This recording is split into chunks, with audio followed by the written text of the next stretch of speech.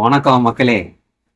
உங்களோட சந்திச்சு பேசி உரையாடி விஷயங்களை பகிர்ந்து கிட்டத்தட்ட ஒரு 100 நாட்களை கடந்து விட்டது. அதற்கு பல்வேறு புறக்காரணங்கள், அகக்காரணங்கள், வெளியே இருக்கக்கூடிய விஷயம், நடக்கக்கூடிய சம்பவங்கள் நம்முடைய நம்பிக்கையை அல்லது சந்தோஷத்தை பல நேரங்களில் குலைத்து போட்டு விடுகிறது. அந்த அடிப்படையில் தான் தமிழ்நாட்டில் சமீபத்தில் அரசியல் களத்தில் நடந்த ஒரு பேரிடர், பேரழிவுங்கிறது ஒரு வகையில் ஒரு மனச்சோர்வையும் இந்த மக்கள் மீதான ஒரு கோபத்தையும் எனக்குள்ள கிளப்பி விடுறது. என் மீதான ஒரு கோபம் கூட இல்லையா, நானும் ஒரு சாதாரண மனிதன் தானே. எல்லா வகையான ஆசாபாசங்களுக்கும் ஏதோ ஒரு குருட்டு நம்பிக்கைகளுக்கும் பல நேரங்களில் நம்ம விரையாகி போயிடுறோம். அப்படிங்கிறப்போ சக மனிதர்களை மட்டும் நாம குற்றம் சாட்டுறோம். குற்றம் சாட்டுறதுக்கு முன்னாடி நம்ம அதில் எந்த அடுக்குல இடத்துல இருக்குங்கிறத பார்க்கும் பொழுது இட்ஸ் ஆல் இந்த கேம் சொல்லிட்டு எல்லாத்தையும் கடந்து வர வேண்டியதுக்கு ஒரு நாள் கடந்து விட்டுருது. இப்பொழுது நான் ஒரு சின்ன கதை மற்றும் அதில் இருக்கக்கூடிய என்னை பாதித்த ஒரு விஷயத்தை தான் அவங்க கூட பகிர்ந்துக்கலான் இருக்கிறேன். நம்முடைய வண்ண நிலவன் மிகச்சிறந்த சிறுகதை எழுத்தாளர். அவர் எழுதின ஒரு கதை 2வது சொர்க்கம்ங்கிறத ஒரு சிறுகதை. அது 1979 எழுதியிருக்கிறாரு. கதை களமானது பார்த்தோம்னா அது கிட்டத்தட்ட ஒரு ராமநாதபுரம் மாவட்டத்தில் நடக்கக்கூடிய ஒரு கதைக்களம். அதில் ஒரு பரதேசி நாடார் அப்படின்னு சொல்லிட்டு ஒரு பெரியவர், அவர் பனையேறி ரொம்ப சிறப்பாக குடும்பத்தை எல்லாம் ஒரு காலத்தில் நடத்திக்கிட்டு இருந்தவர்.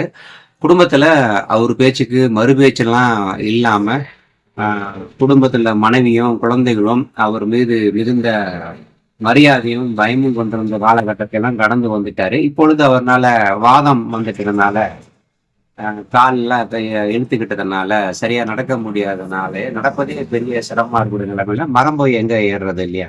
இருந்தாலும் கூட ஒரு தினசரி பனஞ்சாரியில பண விலைகள் எல்லாம் போய் சுத்தி பார்த்துட்டு வர்றது, அந்த கடந்த காலத்துல அந்த பனை மரங்களோட தன்னுடைய உறவை நினைச்சு பார்க்கறது, அப்படி கடந்து வராரு.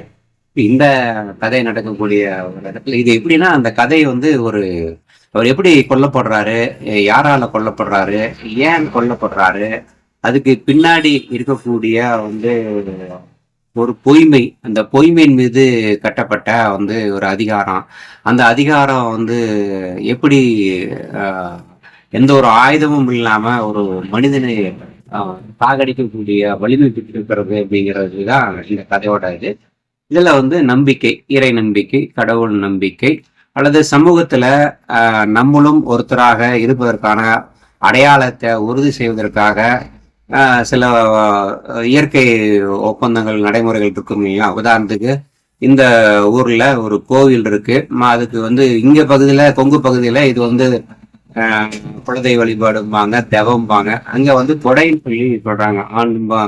அந்த குறிப்பிட்ட சமூகத்தை சேர்ந்தவர்கள், அந்த நாடார் சமூகத்தை சேர்ந்தவர்கள் அங்க இருக்கிற ஒரு அம்மனுக்கு கொடை வைக்கிறாங்க. அது எல்லா ஊர்லயும் கோயில் விசேஷம்னா எப்படி குடும்ப தலைக்கட்டுக்கு வரி விதிச்சு வரி வசூல் பண்றாங்களோ அந்த மாதிரியான ஒரு நடைமுறை அங்க இருக்குது. கிட்டத்தட்ட ஊர்ல இருக்கக்கூடிய நாடாக்காமர் சமூகத்தை சேர்ந்தவர்கள் எல்லாருமே கொடுத்துட்றாங்க. இவரு வாழ்ந்து கெட்டதுனால, இவருடைய கைப்பாடு இல்லாதனால, வருமானம் இல்லாதனால இவரால் அவர் கொடுக்க முடியல. இவருக்கு 2 பெண் குழந்தைகளும் ஒரு மகனும் இருக்காங்க. இவர்கள் வேறு வழி இல்லாம, இந்த கதை 1979 நடக்கிறதுனால பெரிய கல்வி மீதான ஒரு ஆர்வமோ விழிப்புணர்வோ இல்லை. அப்போ உயிர் வாழ்வதே ஒரு பெரிய போராட்டமாக இருக்கும் பொழுது அவர்கள் அந்த ஊர்ல இருக்கக்கூடிய ஒரு சர்ச், வேத கோயில்னு சொல்லக்கூடிய சர்ச்சில் அந்த பாதிரியாருடைய குடும்பத்தில் இருக்கக்கூடியவர்கள் இவர்கள் மேல் காட்டிய அன்பினால, இரக்கத்தினால, கருணையினால அவர்களுக்கான உணவு அங்க கிடைக்குது. அந்த கோயில்ல அவங்க ஏதோ வேலை செய்யறதுனால, அந்த தோட்டங்கள் எல்லாம் பராமரிக்கிறதுனால, அந்த குடும்பத்துக்கு ஏதாவது உதவி செய்யறதுனால, அப்படி அந்த குழந்தைங்க 3 பேருமே, 2 பெண் குழந்தையும் அந்த ஆண் குழந்தையும் எல்லாமே ஒரு 11 பருவத்தில் இருக்கக்கூடியவர்களாட்டக்குது. 10-15 பேர். என்ன வயதுன்னு அதில் குறிப்பிடல. ஆனாலும் கூட அவர்கள் எல்லாம் திருமண வயதை எட்டாதவர்கள், வயது வராதவர்களாக காட்டப்படுறாங்க. இப்போ அங்க வேலை செஞ்சு அவங்க கொண்டு வர வருமானத்துல தான் குடும்பம் பசி இல்லாம பட்டினியை சாகாம கடந்து போகுது. இவருக்குள்ள ஒரு உள்ளார்ந்து நம்ம நம்ம மதத்தை விட்டு, நம்மளுடைய கடவுளை விட்டு நம்ம குடும்பம் அப்படி இன்னொரு மதத்தை சார்ந்த ஒரு நபி போய் அதன் மூலம் உயிர் வாழ வேண்டிய வயசு வேண்டிய ஒரு தேவை இருக்குது, இருந்தாலும் அதை தவிர்க்க முடியாது இருக்குதுங்கிறத வந்துட்டு ஒரே சமயத்துல அது ஒரு குற்றச்சாட்டாகவும் மனக்குறையாகவும் கோபமாகவும் அவருக்குள்ள வந்துட்டு பல்வேறு வடிவத்துல பரிமாணம் கொண்டுதான் வந்துட்டு இருக்குது. அப்படி ஒரு நாள் வந்து அவரு வீட்டுல இருக்கிறாரு. அப்போ அந்த ஊர்ல இருக்கிற பெரிய மனிதர்கள் வராங்க. கோயில் கூட நெருங்கிடுச்சு. இன்னும் 2 நாட்கள் தான் இருக்குது. நீ ஒருத்தன் தான் பணம் கொடுக்கல. நீ கொடுக்கலன்னா தெரியுமில்ல, ஊர் வழக்கப்படி நான் உங்களை வந்துட்டு உங்க குடும்பத்தை ஊரை விட்டு விலக்கி வச்சிருவோம். அந்த விலக்கி வச்சுன்னா வந்து என்ன நடக்குங்கிறத நமக்கு தெரியும் இல்லைங்களா? ஒரு குடும்பத்துல உடன் பிறந்தவர்கள், ரொம்ப நெருங்கிய சொந்தமா இருக்கிறவங்க கூட ஒரு கண்ணுக்கு தெரியாத கடவுள், அந்த கடவுள் மீது கொண்ட நம்பிக்கை, அதுக்காக உருவாக்கப்பட்ட ஒரு சடங்கு பண்டிகைகளை ஒட்டி நீ நம்மளுடைய ரத்த உறவை வந்து புறக்கணிக்கிறதுங்கிறது பகுத்தறிவுக்கும் மனித பண்புகளுக்கும் அப்பாற்பட்டது. ஆனா வந்து இழிவானது. அதை வந்து ஒரு வளர்ச்சியா அல்லது ஒரு நடைமுறையா வந்து கடைபிடிக்கிறதுங்கிறது ஒரு தனி மனிதனை எந்த அளவுக்கு சித்திரவதைப்படுத்துது இல்லையா? ஒரு குற்ற உணர்ச்சி, ஊருக்கு முன்னாடி நம்மளால முறைப்படி சரிப்படி நம்மளால மரியாதையாக வாழ முடியல அப்படிங்கிற ஒரு அவமானத்தை வந்துட்டு அவங்க ஒரு பக்கம் அந்த நிறுவனம், அந்த கோயிலுங்கிற நிறுவனம், அந்த கோயிலை ஒட்டி உருவாகக்கூடிய மனிதர்களுடைய அதிகாரம், தனி மனிதர்களை வந்து எந்த அளவுக்கு சித்திரவதை செய்து ஒடுக்குது, சுரண்டுது, அதன் மூலம் வந்து தன்னுடைய இருத்தலை தக்க வச்சுக்குதுங்கிறதெல்லாம் இதை நம்ம வந்து இந்த கதை பாத்திரங்கள் உரையாடலுக்கு நடுவே நம்ம சிந்திக்க தூண்டுவதற்கான ஒரு வாய்ப்பு வந்து இதை வந்து 79 கிட்டத்தட்ட நான் அப்போ எனக்கு ஒரு 5 வயது இருக்கிறதுக்கான ஒரு வாய்ப்பு தான் இருக்குது. நம்ம இல்லாத காலத்துல அல்லது நம்மளுடைய அறிவு வளர்ச்சி இல்லாத சிறு வயது காலத்துல நமக்கு நம்ம சுற்றி நடந்த விஷயம், அந்த உலகத்தை நம்ம வந்து இந்த மாதிரி கதைகள் மூலம் படிக்கிறது கேட்கறது அப்படிங்கிறது நம்மளேக்கு ஒரு புத்துணர்ச்சியை அல்லது வந்து ஒரு வரலாற்றுல நம்மளும் கொஞ்ச நேரம் ஒரு இந்த கதையை ஒரு 10 நிமிடம் படிக்கிறோம்னா அந்த 10 நிமிடம் நம்ம அதுக்குள்ள பயணிக்கிற மாதிரி இருந்துட்டு இருக்கு. சரி, இப்போ வந்து அந்த ஒரு காலத்துல இந்த பரதேசி நாடா இருக்கு, அந்த குடும்பம் வந்து பெரிய மரியாதை செலுத்திச்சு. அவங்க மனைவி வந்து அவருக்கு தேவையான உணவு எல்லாம் பார்த்து செய்வாங்க. அவர் மரம் ஏறிட்டு வந்தாருன்னா அப்பா பொருளீட்டிட்டு வந்துட்டு அதன் பொருட்டு அவருக்கு சுடு தண்ணி வச்சு அவரை குளிப்பாட்டி விடுறது, அவரு மரம் ஏற இடத்துக்கு காட்டுக்கு உணவு கொண்டு போறது, அங்கே அவர்களுக்கு உள்ள நடக்கக்கூடிய அந்த பருவ விஷயங்கள், கணவன் மனைவிக்கு இடையிலான வந்துட்டு அந்த குறும்புகள், ஊழல்கள், மற்ற ஊழலுக்கு கூடல்கள் எல்லாம் அவர் ஒரு கணம் வந்து நினைச்சு பாக்குறாரு. இப்ப நம்ம அதெல்லாம் அந்த அதிகாரத்தெல்லாம் நம்ம இப்போ நம்ம எதிர்பார்க்க முடியாது. அந்த விஷயத்தை வந்து இப்போ ஒரு அதிகாரமா நம்ம பயன்படுத்த முடியாது. அந்த அளவுக்கு நம்ம முடங்கி போயிட்டோம் இல்லையா? இப்போ இல்லாதவனை இல்லாலும் விரும்ப மாட்டாள், பெற்ற தாயும் கூட மதிக்க மாட்டாங்க அப்படிங்கிறதான நம்மளுடைய மூதுரைகள் எல்லாம் அவையார் மேற்கொண்டு நம்மளுடைய முன்னோர்கள் எல்லாம் சொல்லி வச்சிருக்காங்க இல்லையா? பொருளாதாரம்ங்கிறது மார்க்ஸ் சொன்னாரு, மனித உறவுகளை வெறும் காசு பண உறவுகளாக முதலாளித்துவம் மாத்திருச்சுன்னு சொல்லி அவர் சொன்னாரு. ஆனா எப்பவுமே அது அந்த உறவு அப்படிதான் வந்துட்டு இருக்குது. மனிதர்களிடத்துல பணம் இல்லை, பொருளாதாரம் இல்லை அப்படின்னா அவனுடைய அறிவோ அவனுடைய வந்துட்டு நாணயமோ நேர்மையோ இங்க வந்து ஒரு செல்லா காசு. அது வந்து இங்க பயன்படாத ஒரு தகுதிகள். ஆனா வந்து இன்னொரு உலகம், ஆன்மீக உலகம் அதைத்தான் வந்து சொல்லுது. இப்படிப்பட்ட பற்றுகளை விட்டு இதனால கிடைக்கக்கூடிய பெருமைகள், புகழ் இதெல்லாம் விட்டுட்டு போறதுதான் ஆன்மீகம், அதை கடந்து போறதுதான் ஞானம். அப்படிதான் வந்துட்டு அதை வந்து ஒரு மாதிரி இருத்தலையில வந்து அது சொல்லுது. இப்போ திடீர்னு